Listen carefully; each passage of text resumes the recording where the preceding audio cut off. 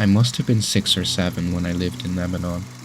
The country was ravaged by war at the time, and murders were common. I have memories of an era when the bombings rarely stopped.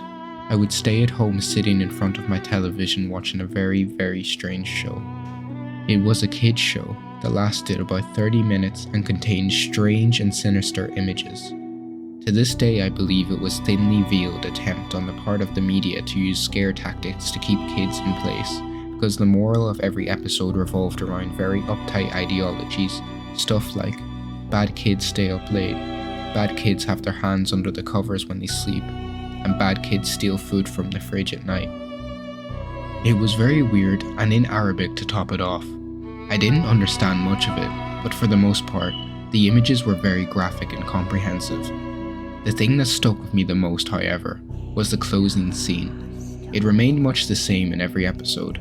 The camera would zoom in on an old, rusted, closed door. As it got closer to the door, strange and sometimes even agonizing screams would become more audible. It was extremely frightening, especially for children's programming. Then a text would appear on the screen in Arabic reading, "That's where bad kids go." Eventually, both the image and the sound would fade out, and that would be the end of the episode. About 15 or 16 years later, I became a journalistic photographer. That show had been in my mind all my life, popping up in my thoughts sporadically. Eventually, I'd had enough and decided to do some research. I finally managed to uncover the location of the studio where much of the channel's programming had been recorded. Upon further research and eventually travelling on site, I found out it was now desolate and had been abandoned after the big war ended.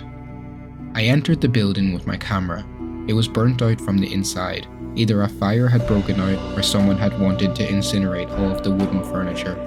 After a few hours of continuously making my way into the studio and snapping pictures, I found an isolated, out-of-the-way room. After having to break through a few old blocks and managing to break the heavy door open, I remained frozen in the doorway for several long minutes.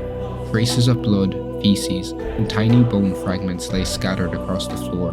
It was a small room and an extremely morbid scene.